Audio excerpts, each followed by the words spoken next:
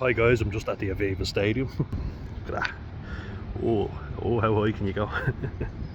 Taking a juniors game today, so I'm hoping we get the win. We're against Gerrards today. Yeah, just at GradIreland there in the RDS concert hall in Ballsbridge. Then I walked over just for the game, but just wanted to say something, right? So it's kind of like I got very nervous before it. My autism kicks in when there's large crowds of people, and I met up with a really nice fella who is going to keep an eye out for me, for the job. But just going to get a sip of that. Lovely lad. But you have to put on that smiley face, that brave face, and pretend, oh yeah, I'm super motivated and excited and ready to hit the ground running and all that. And I'm kind of like, I'm not. That's like, it's just an example of living with clinical depression, is the lack of motivation. It's a pain in the arse, it really is, but that's what it is, unfortunately. And you have to sell yourself and go, oh yeah, I can't wait to get started. So, that real fake American type of energy that you have to bring. Up early and was exhausted, so loading the caffeine. But yeah, just thought we'll have a free moment to just talk about it, because it gets me exhausted having to put on all this fake fucking energy, yourself mask. It really is, it's masking to the degree. See it in the background, the Aviva movie. Yeah, right there. It's great getting to play on this pitch, or at least coach on it. I've played on it before. It's the warm-up pitch, the Wanderers and Lansdowne. Yeah, they use it. Really nice. It's great to say that you played beside the Aviva Stadium. And Ireland, hopefully, they'll get the win now this weekend. Fingers crossed, and I think they will. I do think they will. But, in fairness to me, at least I fucking went, met a nice Costa Rican girl as well. Me and Chanta. And Canta, I don't know how to pronounce that. The French just say Enchanté. She was nice though, really nice. Diana.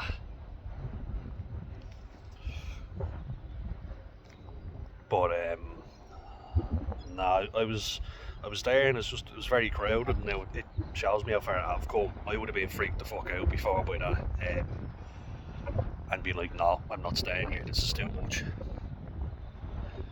When I actually spoke to a few of the people there, I was like, I want a job, I'm not looking to go back and study. I've got my degree, I'm looking to get a job now.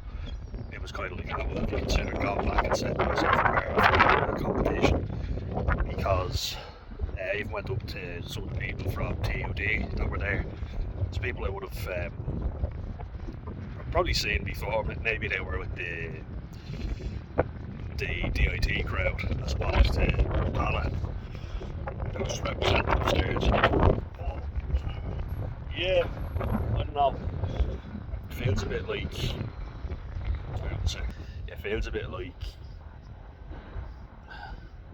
lip service again. We're here to get you a job and the fun, but they're kind of like, what was your degree? So I was like, okay, DNA and forensic analysis, level 8. They were like, well, there's a lot of people that are graduating with that degree, so what sets you apart from everybody else? And you're kind of like, oh fucking hell. It's competitive, like, of course it is, I'm not disputing that, but it's kind of like I got the degree so I can get a job, and I'm doing other courses in the meantime. But you want me to go back and do another, 3 or 4 years in college, maybe 2? Kind of feels like it was hard pressed to get the one that I did get. But I did it, yeah, it's just, when you put on that brave face for everybody and pretend like, I'm super motivated, and what you get with me is an employee. Now, I don't want to sell myself short and nobody will ever hire me again, but I do think I'd be a good employee. It's just, I can't fake all this shit. Like, there are areas of work that I genuinely would love to go into, like research, and I'd love to work in a university. Yeah, I'd love to do that. So I'd like to work as a lab technician and hopefully work my way up, because I know that's what I'm capable of at the minute. But there's also a chance to learn from a lot of really clever people. So wouldn't that be a great opportunity? But I need to get that opportunity to begin with. Someone needs to just say, yeah, you've got it, and then learn from some really great people. It feels a bit annoying. It's like everybody has a degree, so, and I mean, this is the problem, isn't it? Everyone has one, so what sets you apart from the competition? Nothing really, which isn't great to hear.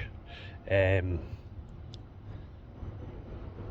a lot of the stuff I've already heard, like saying how long do you work on your CV, your curriculum vitae, or if you're in America, it'd be your resume. And they kind of go to you, how long do you spend making that look nice? And I've spent ages making that look good. Used to have it at 3 pages. Now it's like have it at a concise page, otherwise they're not even going to look at it. They'll throw it out, they literally scan through it. So they're like, you spent what? I've spent literally 3 hours, 4 hours in one day doing it up, and then I've spent another day making sure it looked alright. Spent hours on it, like altogether I would have spent a couple of days making it look good and then updating it. And the guy that I was speaking to, John, lovely fella outside, he was saying to me, you could have the same CV for 10 different people and get 10 different responses, and he's absolutely right. It all depends on personal preference, but it's all about meeting people in the flesh. A lot of times it's robotic, so there's a lot of AI that's just cutting it out and kind of going, filtering through specific criteria. So yeah, there'll always be certain buzzwords that you don't meet, and that kind of annoys me.